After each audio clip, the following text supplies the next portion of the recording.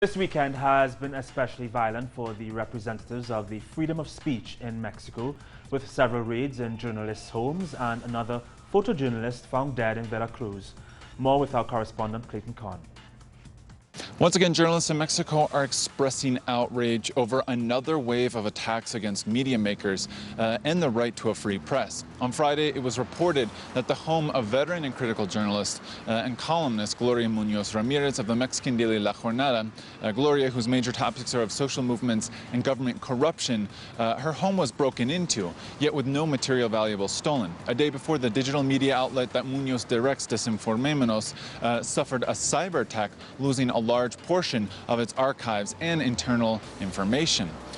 This attack only comes after more than a week after another prominent journalist, Anabel Hernandez of the weekly magazine Proceso, had her home broken into by a group of men and a woman.